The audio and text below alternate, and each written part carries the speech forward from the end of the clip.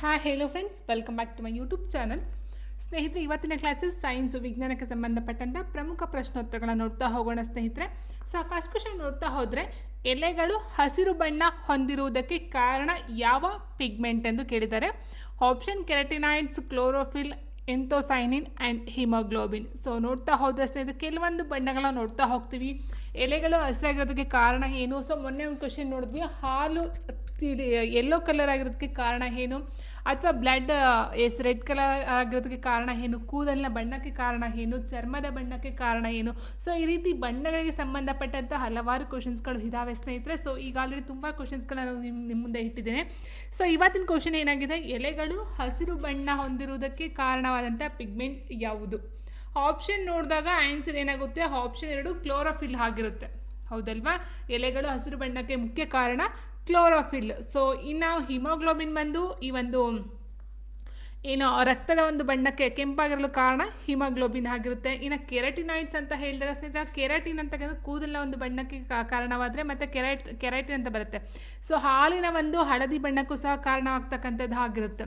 ಹಾಗಾಗಿ answer option 2 ಆಗಿರುತ್ತೆ. So ನೋಡಿ, ಇಲ್ಲಿ ಕ್ಲೋರೋಫಿಲ್ ಅಂತಕ್ಕಂಥದ್ದು ಸೂರ್ಯನ ಬೆಳಕಿನ ಶೋಷಣೆಯಲ್ಲಿ ಮುಖ್ಯ ಪಾತ್ರವನ್ನು ವಹಿಸ್ತಕ್ಕಂಥದ್ದಾಗಿರುತ್ತೆ. ಆ್ಯಂಡ್ ಸಸ್ಯಗಳಿಗೆ ಹಸಿರು ಬಣ್ಣವನ್ನು ನೀಡ್ತಕ್ಕಂಥದ್ದಾಗಿರುತ್ತೆ. ಮತ್ತು ಪ್ರಕಾಶ ಸಂಶ್ಲೇಷಣೆ ಅಂದರೆ ಫೋಟೋಸಿಂಥೆಸಿಸ್ ಪ್ರಕ್ರಿಯೆಯಲ್ಲಿ ಪ್ರಮುಖವಾಗಿ ಪಾತ್ರವನ್ನು ವಹಿಸ್ತಕ್ಕಂಥದ್ದು ಆಗಿರುತ್ತೆ. ಸೊ ಇಲ್ಲಿ ಫೋಟೋಸಿಂಥೆಸಿಸ್, ದ್ಯುತಿ ಸಂಶ್ಲೇಷಣೆ ಅಂತ ಏನು ಹೇಳ್ತೀವೋ, ಸೊ ಆ ಒಂದು ಪ್ರಕ್ರಿಯೆಯಲ್ಲಿ ಕ್ಲೋರೋಫಿಲ್ ತನ್ನ ಒಂದು ಕಾರ್ಯವನ್ನು ಮಾಡ್ತಾ ಹೋಗುತ್ತೆ. ನೆಕ್ಸ್ಟ್, ಆವೃತ್ತಿಯ ಕಾನೂನನ್ನು ಯಾರು ಪ್ರಸ್ತಾಪಿಸಿದರು? ಲಾವೋಸಿಯರ್, ಮೆಂಡಲಿ, ಓಮ್, ಡಾಲ್ಟನ್. ಆವೃತ್ತಿಯ ಕಾನೂನು ಮೀನ್ಸ್ ನಿಯಮ ಅಂತ ಹೇಳ್ತೀವಿ. ಆವೃತ್ತಿಯ ನಿಯಮವನ್ನು ಯಾರು ಪ್ರಸ್ತಾಪಿಸಿದರು? ಆನ್ಸರ್ ಆಪ್ಷನ್ 4 ಡಾಲ್ಟನ್ ಆಗಿರುತ್ತೆ. ಸೊ ನೋಡಿ ಸ್ನೇಹಿತರೆ, ಡಾಲ್ಟನ್ ತನ್ನ ಪರಮಾಣು ಸಿದ್ಧಾಂತದಲ್ಲಿ ಹೇಳ್ತಾ ಹೋಗ್ತಾನೆ, ಆವೃತ್ತಿಯ ನಿಯಮವನ್ನು ಕೊಡ್ತಾ ಹೋಗ್ತಾನೆ. ಸೊ ಆವೃತ್ತಿಯ ನಿಯಮ ಅಂದರೆ ಏನಂತಂದರೆ, ಪರಮಾಣುಗಳು ಪುನಃ ನಿರ್ಮಾಣಗೊಳ್ಳುವುದಿಲ್ಲ ಅಥವಾ ನಾಶವಾಗುವುದಿಲ್ಲ ಅಂತಕ್ಕಂಥ ಒಂದು ಹೇಳಿಕೆಯನ್ನು ಕೊಡ್ತಾ ಹೋಗ್ತಾನೆ, ಒಂದು ನಿಯಮ, ಒಂದು ಲಾವನ್ನು ಕೊಡ್ತಾ ಹೋಗ್ತಾನೆ. ಸೊ ಅದನ್ನು ಡಾಲ್ಟನ್ ನಿಯಮ ಅಂತ ಹೇಳ್ತೀವಿ. ಆ್ಯಂಡ್ ನೆಕ್ಸ್ಟು, ಶುದ್ಧ ನೀರಿನ pH ಮೌಲ್ಯವೆಷ್ಟು ಅಂತ ಕೇಳಿದ್ರೆ ಆಪ್ಷನ್ 5, 7, 9, 3 ಸ್ನೇಹಿತರೆ. ಸೊ ನೋಡಿ, ನಾವು ನೋಡ್ತಾ ಹೋದರೆ ಶುದ್ಧ ನೀರು ಅಂತ ಹೇಳಿದಾಗ ಇಲ್ಲಿ ವಾಟರ್ ಬರುತ್ತೆ 7. ಇಟ್ ಮೀನ್ಸ್ ನ್ಯೂಟ್ರಲ್, ತಟಸ್ಥ ಅಂತ ಹೇಳ್ತೀವಿ ಸ್ನೇಹಿತರೆ, 7. ಸೊ 7ಕ್ಕಿಂತ ಕಡಿಮೆ ಬರ್ತಕ್ಕಂಥೆಲ್ಲ ನೋಡಿ, ಟೊಮ್ಯಾಟೊ, ಲೆಮನ್ ಆಗಿರ್ಬೋದು, ಬ್ಯಾಟ್ರಿ ಆಗಿರ್ಬೋದು, ಸ್ಟೊಮಾಕ್ ಆ್ಯಸಿಡ್, ಇದು ಮೀನ್ಸ್ HCl ಅಂತ ಹೇಳ್ತೀವಿ, ಹೈಡ್ರೋಕ್ಲೋರಿಕ್ ಆ್ಯಸಿಡ್ ಆಗಿರ್ಬೋದು, ವಿನೆಗರು, ಕಾಫಿ. ಸೊ ಇದೆಲ್ಲ 7ಕ್ಕಿಂತ ಕಡಿಮೆ ಇದೆ. ಸೊ ಇದೆಲ್ಲ ಆ್ಯಸಿಡ್ಸ್ ಆಗಿರುತ್ತೆ. ಆ್ಯಸಿಡ್ಸ್ ಅಂತ ಹೇಳಿದ್ರೆ ಆಮ್ಲಗಳು. ಅದಕ್ಕಿಂತ ಜಾಸ್ತಿ ನೋಡ್ತಾ ಹೋದರೆ blood, stomach tablets, soap, drain cleaner, so baking soda, ammonium solution, bleach. So ಇದೆಲ್ಲ 7ಕ್ಕಿಂತ ಜಾಸ್ತಿ ಇರ್ತಕ್ಕಂಥದ್ದು ಪ್ರತ್ಯಾಮ್ಲ ಬರುತ್ತೆ. ಬೇಸಿಕ್ ಅಂತ ಏನು ಹೇಳ್ತೀವೋ ಬೇಸ್, ಸೊ ಅದರ ಅಡಿಯಲ್ಲಿ ಬರ್ತಕ್ಕಂಥದ್ದು 7ಕ್ಕಿಂತ ಜಾಸ್ತಿ ಇರುತ್ತೆ. ಆಮ್ಲ ಆ್ಯಸಿಡ್ಸ್ ಬಂದು 7ಕ್ಕಿಂತ ಕಡಿಮೆ ಇರುತ್ತೆ. ವಾಟರ್ ಬಂದು ಸೊ 7 ನ್ಯೂಟ್ರಲ್ ಆಗಿರುತ್ತೆ. ಓಕೆ, ಸೊ ಆಮ್ಲ ಮಳೆ ಬರುತ್ತೆ 5 ಪಾಯಿಂಟ್ ಸಮಥಿಂಗು. ಸೊ ಆಮ್ಲ ಅಂತಕ್ಕಂಥದ್ದು ಆಮ್ಲ ಮಳೆ, ಸೊ ಅದು ಒಂದು ಆಮ್ಲ ಆಗಿರುತ್ತೆ. ಓಕೆ, ಸೊ ಇಲ್ಲಿ ಆನ್ಸರ್ ಯಾವ್ದು ಬರುತ್ತೆ? ಆಪ್ಷನ್ 2, 7. ಇದು ಶುದ್ಧ ನೀರಿನ pH ವ್ಯಾಲ್ಯೂ. ಆ್ಯಂಡ್ ನೆಕ್ಸ್ಟು, ಭೂಮಿಯ ಅತ್ಯಂತ ಹಗುರವಾದ ವಾಯು ಯಾವುದು? ಅಥವಾ ಅನಿಲ ಕೇಳ್ಬೋದು. ಅತ್ಯಂತ ಹಗುರವಾದ ಅನಿಲ ಯಾವುದು ಅಂತ ಹೇಳಿದ್ರೆ ಆಮ್ಲಜನಕ, ಹೈಡ್ರೋಜನ್, ನೈಟ್ರೋಜನ್, ಹೀಲಿಯಂ ಅಂತ ಕೊಟ್ಟಿದ್ದಾರೆ. ಸೊ ಭೂಮಿಯ ಅತ್ಯಂತ ಹಗುರವಾದ ಅನಿಲ ಅಂತ ಹೇಳೋದು ಹೈಡ್ರೋಜನ್. ಆಪ್ಷನ್ 2 ಹೈಡ್ರೋಜನ್ ಆಗಿರುತ್ತೆ. ನೋಡಿ, ಹೈಡ್ರೋಜನ್ ಭೂಮಿಯ ಅತ್ಯಂತ ಹಗುರವಾದ ವಾಯುವಾಗಿದ್ದು ಇದು ಜಗತ್ತಿನ ಅತ್ಯಂತ ಕಡಿಮೆ ಸಾಂದ್ರತೆಯ ಅಣುವಾಗಿರುತ್ತೆ. ಆ್ಯಂಡ್ ನೆಕ್ಸ್ಟು, ಶಕ್ತಿಯ ಅಳತೆಯ ಘಟಕ ಯಾವುದು ಅಥವಾ ಶಕ್ತಿಯ ಅಳತೆಯ ಮಾನ ಯಾವುದು? Newton, joule, volt, ampere. So ಕೊಟ್ಟಂಥ ಆಪ್ಷನ್ಗಳಲ್ಲಿ ನೋಡಿ ಸ್ನೇಹಿತರೆ, ಶಕ್ತಿ ಮತ್ತು ಕೆಲಸ ಎರಡರ ಒಂದು ಅಳತೆ ಘಟಕ ಸಹ ಒಂದೇ ಆಗಿರುತ್ತೆ. ಅದು ಆನ್ಸರ್ ಆಪ್ಷನ್ 2 ಜೌಲ್ ಆಗಿರುತ್ತೆ. ಇನ್ನು ಉಳಿದಂತೆ ನೋಡ್ತಾ ಹೋದಾಗ ನ್ಯೂಟನ್ ಬಂದು ಬಲ, ಫೋರ್ಸ್ನ ಒಂದು SI ಯೂನಿಟ್ ಆಗಿರುತ್ತೆ. ವೋಲ್ಟ್ ಬಂದು ವಿದ್ಯುತ್ ವಿಭವ ಆಗಿರುತ್ತೆ ಅಥವಾ ವೋಲ್ಟೇಜ್ ಆಗಿರುತ್ತೆ. ಆ್ಯಂಡ್ ಆಂಪಿಯರ್ ಬಂದು ವಿದ್ಯುತ್ ಪ್ರವಾಹ, ಸೊ ಇದರ ಒಂದು SI ಯೂನಿಟ್ ಆಗಿರುತ್ತೆ. ಇನ್ನು ಜೌಲ್ ಅಂತ ಅಂದರೆ ಒಂದು ನ್ಯೂಟನ್ ಶಕ್ತಿಯನ್ನು 1 ಮೀಟರ್ ದೂರಕ್ಕೆ ಅನ್ವಯಿಸಿದಾಗ ಉತ್ಪತ್ತಿಯಾಗುವ ಶಕ್ತಿಯ ಪ್ರಮಾಣವಾಗಿರುತ್ತೆ. ನೆಕ್ಸ್ಟು, ಪಠ್ಯ ಪುಸ್ತಕಗಳಲ್ಲಿ ನಮೂದಿಸಲಾಗಿರುವ E=mc² ಸಮೀಕರಣವನ್ನು ಯಾರು ಪ್ರತಿಪಾದಿಸಿದರು?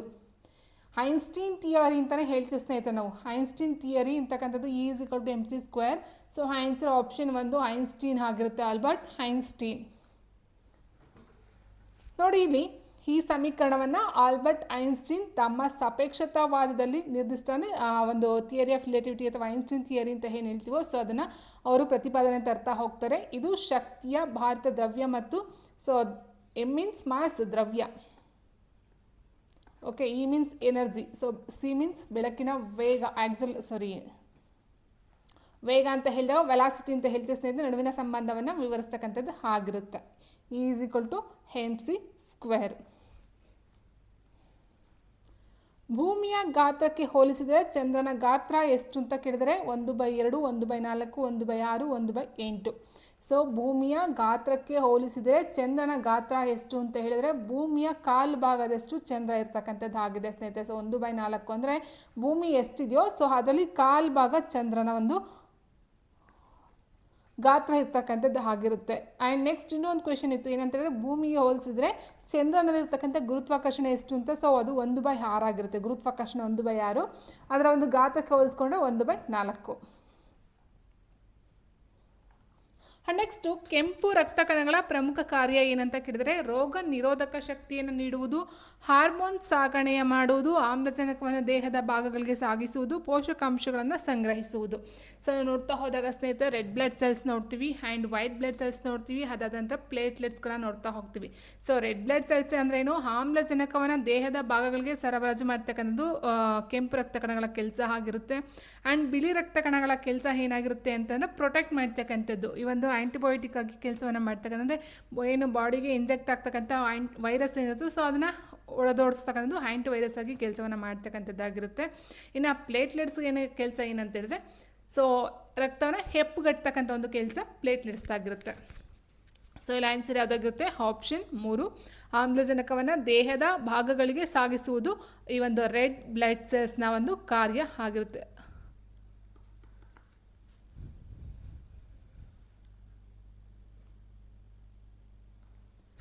ನೆಕ್ಸ್ಟು ರಕ್ತ ಪರಿಚಲನೆಯನ್ನು ಸಂಶೋಧಿಸಿದವರು ಯಾರು? ರಕ್ತ ಪರಿಚಲನೆಯನ್ನು ಸಂಶೋಧಿಸಿದವರು ಯಾರು? William Harvey, John P Merrill, Alexander Fleming, James Bundle. ಸರಿಯಾದ ಉತ್ತರ ಆಪ್ಷನ್ 1 ವಿಲಿಯಂ ಹಾರ್ವೆ. ನೋಡಿ ಸ್ನೇಹಿತರೆ, ರಕ್ತ ಪರಿಚಲನೆ ಸಂಶೋಧಿಸಿದವರು ವಿಲಿಯಂ ಹಾರ್ವೆರವರು. ಇವರು ಇಂಗ್ಲೆಂಡಿನ ಪ್ರಸಿದ್ಧ ವೈದ್ಯರಾದ ಇವರು 1628ರಲ್ಲಿ ಈ ಒಂದು ರಕ್ತ ಪರಿಚಲನೆ ವ್ಯವಸ್ಥೆಯನ್ನು ಮೊಟ್ಟ ಮೊದಲ ಬಾರಿಗೆ ಜಗತ್ತಿಗೆ ಪರಿಚಯಿಸ್ತಕ್ಕಂಥದ್ದು ಆಗಿರುತ್ತೆ. ಇನ್ನು ಕೊಟ್ಟಿರ್ತಕ್ಕಂಥ ಆಪ್ಷನಲ್ಲಿ ಅಲೆಕ್ಸಾಂಡರ್ ಫ್ಲೆಮಿಂಗ್ ಕೊಟ್ಟಿದ್ದಾರೆ. ಸೊ ಇವರು 1928ರಲ್ಲಿ ಈ ಒಂದು ಮೊದಲ ಆ್ಯಂಟಿಬಯೋಟಿಕ್ ಪೆನ್ಸಿಲಿನನ್ನು ಕಂಡುಹಿಡಿತಾರೆ, ವೆರಿ ಇಂಪಾರ್ಟೆಂಟ್.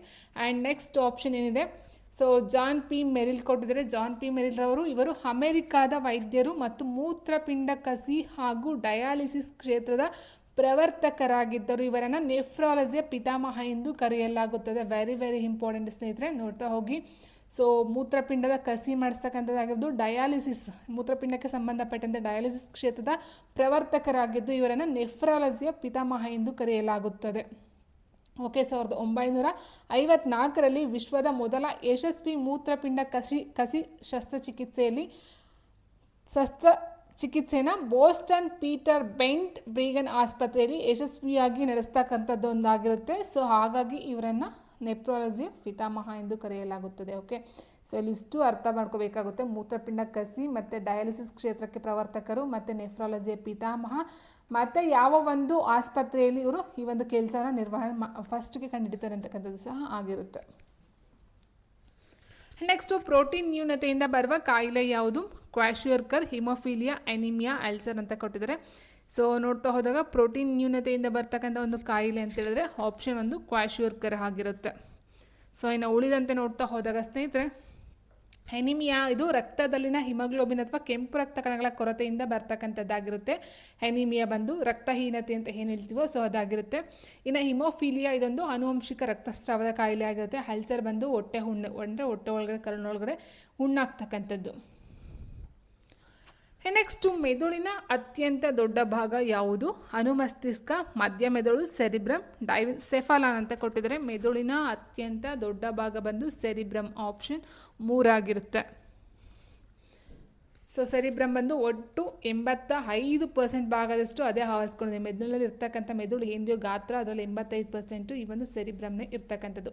ಸೊ ಇದರ ಪ್ರಮುಖ ಕಾರ್ಯ ಅಂತ ಹೇಳಿದ್ರೆ ಆಲೋಚನೆ, ಬುದ್ಧಿಶಕ್ತಿ, ಜ್ಞಾಪಕ ಶಕ್ತಿ, ಕಲಿಕೆ ಮತ್ತು ಸ್ವಯಂ ಪ್ರೇರಿತ ಸ್ನಾಯುಗಳ ಚಲನೆಯನ್ನು ನಿಯಂತ್ರಣವನ್ನು ಮಾಡ್ತಕ್ಕಂಥದ್ದು ಇದರ ಒಂದು ಪ್ರಮುಖ ಕೆಲಸ ಆಗಿರುತ್ತೆ. ಇನ್ನು ಸೆರಿಬೆಲ್ಲಮ್ ಬಂದು ಇದು 2ನೇ ಅತಿ ದೊಡ್ಡ ಭಾಗವಾಗಿದ್ದು ದೇಹದ ಸಮತೋಲನ ಮತ್ತು ಚಲನೆಯನ್ನು ನಿಯಂತ್ರಿಸ್ತಕ್ಕಂಥದ್ದು ಆಗಿರುತ್ತೆ.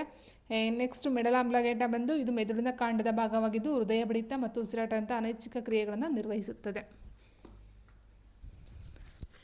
ದ್ಯುತಿವಿದ್ಯುತ್ ನಿಸರಣ ತತ್ವವನ್ನು ಹೊಂದಿದ ವಸ್ತು ಯಾವುದು? ಇಲ್ಲಿ ದ್ಯುತಿವಿದ್ಯುತ್ ತತ್ವವನ್ನು ಹೊಂದಿರತಕ್ಕಂಥ ವಸ್ತು ಯಾವುದು ಅಂತ ಹೇಳಿದ್ರೆ ಆಪ್ಷನ್ 3 ಟೆಲಿವಿಷನ್ ಕ್ಯಾಮ್ರಾ ಅಂತ ಬರುತ್ತೆ ಸ್ನೇಹಿತರೆ. ಸೊ ಅದಾಗಿರುತ್ತೆ ನೋಡಿ. ಟೆಲಿವಿಷನ್ ಕ್ಯಾಮ್ರಾದಲ್ಲಿ ಇಮೇಜ್ ಸೆನ್ಸರ್ಗಳನ್ನು ಯೂಸ್ ಮಾಡಿಕೊಂಡು ಬೆಳಕನ್ನು ಗ್ರಹಿಸಿದಾಗ ದ್ಯುತಿವಿದ್ಯುತ್ ಪರಿಣಾಮದ ಮೂಲಕ ಎಲೆಕ್ಟ್ರಾನ್ಗಳನ್ನು ಬಿಡುಗಡೆ ಮಾಡಿದೆ. ಇಟ್ ಮೀನ್ಸ್ ಟೋಟಲಾಗಿ ಹೇಳ್ಬೇಕಂದ್ರೆ ಈ ಒಂದು ಏನು ಕೊಟ್ಟಿದ್ದಾರೋ ವಿದ್ಯುತ್ ನಿಸರಣ ತತ್ವ ಫೋಟೋ ಎಲೆಕ್ಟ್ರಿಕ್ ಎಮಿಷನ್, ಸೊ ಅದರ ತತ್ವದ ಆಧಾರದ ಮೇಲೆ ಕೆಲಸವನ್ನು ಮಾಡ್ತಕ್ಕಂಥದ್ದಾಗಿರುತ್ತೆ.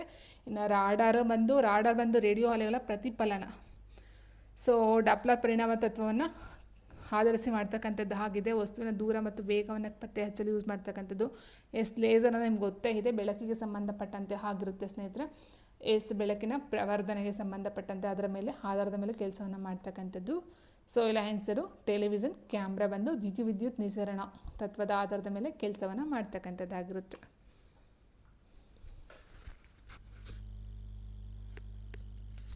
ನೆಕ್ಸ್ಟ್ ಡೆಂಗ್ಯೂ ಜ್ವರಕ್ಕೆ ಕಾರಣವಾದ ಕೀಟ ಯಾವುದು? ಅನಾಫಿಲಿಸ್, ನೊಣ, ಕ್ಯೂಲೆಕ್ಸ್, ಏಡಿಸ್ ಈಜಿಪ್ಟಿ. ಡೆಂಗ್ಯೂ ಜ್ವರಕ್ಕೆ ಕಾರಣವಾದಂಥ ನೊಣ ಏಡಿಸ್ ಈಜಿಪ್ಟಿ ಅಂತಕ್ಕಂಥದ್ದು ಆಗಿರುತ್ತೆ. So answer option 4. ನೆಕ್ಸ್ಟು ಭಾರತವು ಮುಖ್ಯವಾಗಿ ಉತ್ಪಾದಿಸುವ ರೇಷ್ಮೆ ಎಂದರೆ ಹಿಪ್ಪುನೇರಳೆ, ಎರಿ, ತಾಸರ್, ಮುಗ ಅಂತ ಕೊಟ್ಟಿದ್ದಾರೆ. ಭಾರತವು ಮುಖ್ಯವಾಗಿ ಉತ್ಪಾದಿಸುವ ರೇಷ್ಮೆ ಹಿಪ್ಪುನೇರಳೆ ಆಪ್ಷನ್ 1 ಆಗಿರುತ್ತೆ.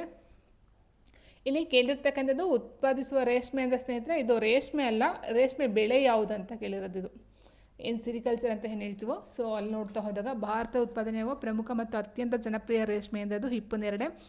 ಆ್ಯಂಡ್ ಇದು ಭಾರತದಲ್ಲಿ ಉತ್ಪಾದನೆಯಾಗುವ ಒಟ್ಟು ರೇಷ್ಮೆ ಸುಮಾರು 80%ಗಿಂತ ಹೆಚ್ಚು ಪಾಲನ್ನು ಹೊಂದಿದೆಯಂತೆ. ಅಂದರೆ ಏನು ಈ ಒಂದು ಎರಿ, ತಾಸರ್, ಮುಗ, ಹಿಪ್ಪುನೇರಳೆ ಇವೆಲ್ಲ ಈ ಒಂದು ರೇಷ್ಮೆಗೆ ಸಂಬಂಧಪಟ್ಟಂಥ ಬೆಳೆಗಳಾಗಿರುತ್ತೆ. ಸೊ ಅದರಲ್ಲಿ ಹಿಪ್ಪುನೇರಳೆ ಅತಿ ಹೆಚ್ಚಾಗಿ ಭಾರತದಲ್ಲಿ ಕಂಡುಬರ್ತಕ್ಕಂಥದ್ದು. ಅದರ ಜೊತೆಗೆ ಎರಿ, ತಾಸರ್, ಮುಗನೂ ಸಹ ಕಂಡುಬರುತ್ತೆ. ಆ್ಯಂಡ್ ನೆಕ್ಸ್ಟ್ ಒಂದು ಹಿಪ್ಪುನೇರಳೆ ರೇಷ್ಮೆಯೇ ದೇಶದಲ್ಲಿ ಅತ್ಯಂತ ವ್ಯಾಪಕವಾಗಿ ಬೆಳೆಯುವ ಮತ್ತು ಬೆಳೆಸುವ ರೇಷ್ಮೆಯಾಗಿದೆ. ನಿಮ್ಮ ಬದಲು ನಮ್ಮ ಅಂತ ತಗೊಳ್ಳೋಣ. ನಮ್ಮ ಪ್ರದೇಶವಾದ ಕರ್ನಾಟಕವು ಈ ರೇಷ್ಮೆ ಉತ್ಪಾದನೆಯಲ್ಲಿ ದೇಶದಲ್ಲೇ ಮುಂಚೂಣಿಯಲ್ಲಿದೆ. ಅದರ ಜೊತೆಗೆ ಈ ಒಂದು ರಾಮನಗರ ಅಂತಕ್ಕಂಥದ್ದು ಸಹ ತಗೊಳ್ತಾ ಹೋಗಿ. ಸೊ ಅತಿ ಹೆಚ್ಚು ರೇಷ್ಮೆನ ಬೆಳೀತಕ್ಕಂಥದ್ದು ರೇಷ್ಮೆ ನಗರ ಅಂತಲೇ ಹೇಳ್ತೀವಿ, ರಾಮನಗರ. ಆ್ಯಂಡ್ ನೆಕ್ಸ್ಟ್ ಈ ಕೆಳಗಿನಲ್ಲಿ ಯಾವುದು ಒಂದು ಅರೆವಾಹಕವಾಗಿದೆ ಅಂತ ಕೇಳಿದರೆ, ಅರೆವಾಹಕ ಮೀನ್ಸ್ ಸ್ವಲ್ಪ ಬಿಡ್ತದಂದು ಸ್ವಲ್ಪ ಇಟ್ಕೊಳ್ತಕ್ಕಂಥದ್ದು. ಸೊ ಕಂಪ್ಲೀಟಾಗಿ ಅದು ವಾಹಕನೂ ಅಲ್ಲ ಅಥವಾ ಅವಾಹಕನೂ ಅಲ್ಲ. ರಬ್ಬರ್, ಪಾದರಸ, ಸಿಲಿಕಾನ್ ಅಂತ ಕೊಟ್ಟವ್ರೆ. ಸರಿಯಾದಂಥ ಒಂದು ಉತ್ತರ ಆಪ್ಷನ್ 3 ಸಿಲಿಕಾನ್. ಇದೊಂದು ಅರೆವಾಹಕ. ಜರ್ಮೇನಿಯಂ ಬರುತ್ತೆ ಸ್ನೇಹಿತರೆ. ಜರ್ಮೇನಿಯಂ ಪ್ಲಸ್ ಸಿಲಿಕಾನ್ ಎರಡು ಸಹ ಅರೆವಾಹಕ ಆಗಿರುತ್ತೆ. ಸೊ ಇದರಲ್ಲಿ ಉತ್ತಮ ವಾಹಕ ಅಂತ ಹೇಳಿದ್ರೆ ಸೊ ಅಲ್ಯೂಮಿನಿಯಂ, ತಾಮ್ರ, ಕಾಫರ್ ಇದೆಲ್ಲ ಉತ್ತಮ ವಾಹಕ ಬರುತ್ತೆ. ಆ್ಯಂಡ್ ಕೆಟ್ಟ ವಾಹಕಗಳಂತೇಳಿದ್ರೆ ಗ್ರಾಫೈಟ್, ರಬ್ಬರ್, ಪ್ಲಾಸ್ಟಿಕ್ ಬರುತ್ತೆ. ಆ್ಯಂಡ್ ಸಿಲಿಕಾನ್ ಮತ್ತು ಜರ್ಮೇನಿಯಂ ಇವೆರಡು ಮತ್ತು ಗ್ಯಾಲಿಯಂ ಆರ್ಸೆನೈಡ್ ಅಂತ ಹೇಳ್ತೀವಿ. ಈ ಮೂರು ಸಹ ಈ ಒಂದು ಅರೆವಾಹಕವಾಗಿ ಯೂಸ್ ಮಾಡ್ತಕ್ಕಂಥದ್ದು ಆಗಿರುತ್ತೆ. ನೆಕ್ಸ್ಟ್ ಮಲೇರಿಯಾ ರೋಗದ ಔಷಧ ಕ್ವಿನೈನ್ ಯಾವ ಸಸ್ಯದಿಂದ ಪಡೆಯುತ್ತಾರೆ ಅಂತ ಕೇಳಿದರೆ, ಮಲೇರಿಯಾ ರೋಗಕ್ಕೆ ಸಂಬಂಧಪಟ್ಟಂಥ ಔಷಧವನ್ನು ತಯಾರು ಮಾಡ್ತಕ್ಕಂಥ ಒಂದು ಸಸ್ಯ ಯಾವ ಸಸ್ಯದಿಂದ ಬಳಸ್ಕೊಳ್ತಕ್ಕಂಥದ್ದು. ಸೊ ಪಾಮ, ಮಹಗನಿ, ಸಿಂಕೋನಾ, ಎಬೋನಿ ಕೊಟ್ಟಿದ್ದಾರೆ. ಸರಿಯಾದ ಉತ್ತರ ಆಪ್ಷನ್ 3 ಸಿಂಕೋನಾ. ನೋಡಿ ಇಲ್ಲಿ ಮಲೇರಿಯಾ ರೋಗದ ಔಷಧವಾದ ಕ್ವಿನೈನ್ ಅನ್ನು ಸಿಂಕೋನಾ ಮರದ ತೊಗಟೆಯಿಂದ ಪಡ್ಕೊಳ್ತಕ್ಕಂಥದ್ದು ಆಗಿರುತ್ತೆ. ಸೊ ಕೇಳ್ಬೋದು ಸಿಂಕೋನಾ ಹೂವಿನ ಅಥವಾ ತೊಗಟೆನ ಅಥವಾ ಈ ಒಂದು ಎಲೆಯಿಂದನ ಬೇರಿಂದ ಮಾಡ್ತಾರ, ಸೊ ಅದನ್ನು ಸಹ ಕೇಳಬಹುದು. ತೊಗಟೆಯಿಂದ ಪಡ್ಕೊಳ್ತಕ್ಕಂಥದ್ದಾಗಿರುತ್ತೆ. ಈ ಮರವು ದಕ್ಷಿಣ ಅಮೆರಿಕದ ಆ್ಯಂಡೀಸ್ ಪರ್ವತ ಪ್ರದೇಶಕ್ಕೆ ಸ್ಥಳೀಯವಾಗಿದೆ. ಅಂದರೆ ಆ ಒಂದು ಇದರಲ್ಲಿ ಜಾಸ್ತಿ ಸಿಗ್ತಕ್ಕಂಥದ್ದು ಆಗಿರುತ್ತೆ. ಇದರ ತೊಗಟೆಯಲ್ಲಿರೋ ಔಷಧೀಯ ಅಂಶವನ್ನು ಶತಮಾನಗಳಿಂದ ಮಲೇರಿಯಾ ಜ್ವರದ ಚಿಕಿತ್ಸೆಗೆ ಬಳಸ್ಕೊಳ್ತಾ ಬಂದಿದ್ದಾರಂತೆ. ಇನ್ನು ನೆಕ್ಸ್ಟು ಕ್ಯಾನ್ಸರ್ ರೋಗಕ್ಕೆ ಕಾರಣವಾದ ಜೀನ್ ಯಾವುದು ಅಂತ ಕೇಳಿದರೆ ಅಪೆರಾಗ್, ಆಂಕೋಸಿನ್, ರೆಕಾನ್, ಮ್ಯಾಟನ್. ಕ್ಯಾನ್ಸರ್ ರೋಗಕ್ಕೆ ಕಾರಣವಾದ ಜೀನ್ ಯಾವುದು ಅಂತಂದರೆ ಆಂಕೋಸಿನ್ಸ್ ಅಂತ ಹೇಳ್ತೀವಿ, ಆಂಕೋಸಿನ್ಗಳು. ಓಕೆ, ಸೊ ಆನ್ಸರ್ ಆಪ್ಷನ್ 2 ಆಗಿರುತ್ತೆ. ಸೊ ಸಾಮಾನ್ಯ ಕೋಶಗಳ ಬೆಳವಣಿಗೆಯನ್ನು ನಿಯಂತ್ರಿಸುವ ಪ್ರೋಟೋ ಆಂಕೋಸಿನ್ಗಳು ರೂಪಾಂತರಗೊಂಡಾಗ ಅವು ಅನಿಯಂತ್ರಿತ ಕೋಶ ವಿಭಜನೆಗೆ ಕಾರಣವಾಗಿ ಕ್ಯಾನ್ಸರ್ಗೆ ದಾರಿಯಾಗುತ್ತಂತೆ. ಸೊ ಇಲ್ಲ ಮೇಯ್ನಾಗಿ ನೋಡ್ತಾ ಹೋದರೆ ಆಂಕೋಸಿನ್ಗಳು ಕ್ಯಾನ್ಸರ್ ತರ್ತಕ್ಕಂಥ ಪ್ರಮುಖವಾದ ಜೀನ್ಗಳು ಆಗಿರುತ್ತೆ. ನೆಕ್ಸ್ಟ್ ದೂರವನ್ನು ಅಳೆಯುವ ಮೂಲಮಾನ ಯಾವುದು ಅಂತ ಕೇಳಿದರೆ centimetre, metre, kilometre. So almost 3 ಸಹ ದೂರಕ್ಕೆ ಸಂಬಂಧಪಟ್ಟಂಥ ಒಂದು ಮಾನಗಳೇ ಆಗಿದೆ. ಸೊ ಇಲ್ಲಿ ಆನ್ಸರ್ ಆಪ್ಷನ್ 2 ತಗೊಳ್ತೀನಿ, ಯಾಕಂತಂದರೆ ಇದು SI ಯೂನಿಟ್ ಆಗಿರುತ್ತೆ. ಅಂತಾರಾಷ್ಟ್ರೀಯ ಮಾಪನ ಪದ್ಧತಿಯಲ್ಲಿ ಮೀಟರ್ ಬಂದು ದೂರದ ಒಂದು ಮೂಲಮಾನ. ನೆಕ್ಸ್ಟ್ ಆಧುನಿಕ ವಿಜ್ಞಾನದ ಪಿತಾಮಹ ಎಂದು ಯಾರನ್ನು ಕರೆಯಲಾಗುತ್ತದೆ? Isaac Newton, Galileo Galilei, Albert Einstein, Aristotle. ಆಧುನಿಕ ವಿಜ್ಞಾನದ ಪಿತಾಮಹ ಎಂದು ಆಪ್ಷನ್ 2 ಗೆಲಿಲಿಯೋ ಗೆಲಿಲಿಯೋರನ್ನು ಕರೆಯಲಾಗುತ್ತದೆ. ನೆಕ್ಸ್ಟು ಬಿಳಿ ರಕ್ತ ಕಣಗಳ ಹೆಚ್ಚಾಗುವ ಲಕ್ಷಣ ಏನು? ಅಂದರೆ ಬಾಡಿಯಲ್ಲಿ ಬಿಳಿ ರಕ್ತ ಕಣ ಜಾಸ್ತಿ ಆದರೆ ಏನು ತೊಂದರೆ ಆಗುತ್ತೆ? ಓಕೆ, ಸೊ ಜಾಸ್ತಿ ಆದರೆ ರಕ್ತಹೀನತೆ ಆಗುತ್ತೆ, ನಿಮೋನಿಯಾ ಬರುತ್ತೆ, ಅಲ್ಸರ್ ಬರುತ್ತೆ, ಲ್ಯುಕೇಮಿಯಾ ಬರುತ್ತೆ. ಸೊ ಆಲ್ರೆಡಿ ಹೇಳಿದಾಗೆ ಅಲ್ಸರ್ ಅಂದರೆ ಹೊಟ್ಟೆಯಲ್ಲಿ ಆಗ್ತಕ್ಕಂಥ ಹುಣ್ಣಾಗಿರುತ್ತೆ, ನಿಮೋನಿಯಾ ಅಂದರೆ ಅದೊಂದು ಅನುವಂಶೀಯವಾಗಿ ಬರ್ತಕ್ಕಂಥದ್ದು, ರಕ್ತಹೀನತೆ ಅಂದರೆ ಅದು ರೆಡ್ ಬ್ಲಡ್ ಸೆಲ್ಸ್ಗೆ ಸಂಬಂಧಪಟ್ಟಂತೆ ಆಗಿರುತ್ತೆ. ಲುಕೇಮಿಯಾ ಬಂದು ಬಿಳಿ ರಕ್ತ ಕಣಗಳು ಜಾಸ್ತಿ ಆದರೆ ಬಾಡಿಯಲ್ಲಿ ಈ ಒಂದು ಲುಕೇಮಿಯಾ ಅಥವಾ ಕ್ಯಾನ್ಸರ್ ಅಂತಕ್ಕಂಥದ್ದು ಏನು ನೋಡ್ತೀವೋ ಸೊ ಲುಕೇಮಿಯಾ ಬರ್ತಕ್ಕಂಥದ್ದು ಆಗಿರುತ್ತೆ. ಸೊ ನೋಡಿ, ಇಲ್ಲಿ ಬಿಳಿ ರಕ್ತ ಕಣಗಳು ಸಂಖ್ಯೆಯಲ್ಲಿ ತೀವ್ರ ಹೆಚ್ಚಳವಾದಾಗ ಲುಕೇಮಿಯಾ ಎಂಬ ರಕ್ತದ ಕ್ಯಾನ್ಸರ್ನ ಪ್ರಮುಖ ಲಕ್ಷಣವಾಗಿರುತ್ತೆ. ಮೂಳೆ ಮಜ್ಜೆಯಲ್ಲಿ ಬಿಳಿ ರಕ್ತ ಕಣಗಳ ಅನಿಯಂತ್ರಿತ ಬೆಳವಣಿಗೆಯಿಂದ ಈ ಸ್ಥಿತಿ ಉಂಟಾಗ್ತಕ್ಕಂಥದ್ದು. ಸೊ ನೋಡ್ತಾ ಹೋಗಿ, ಬಿಳಿ ರಕ್ತ ಕಣ ಜಾಸ್ತಿ ಆದರೆ ರಕ್ತದ ಕ್ಯಾನ್ಸರ್ ಬರ್ತಕ್ಕಂಥದ್ದು ಆಗಿರುತ್ತೆ ಸ್ನೇಹಿತರೆ. ಓಕೆ, ಸೊ ಇಷ್ಟು ಬಂದು ಸೈನ್ಸ್ಗೆ ಸಂಬಂಧಪಟ್ಟಂಥ ಕ್ವಶನ್ಸ್ಗಳು ಆಗಿತ್ತು.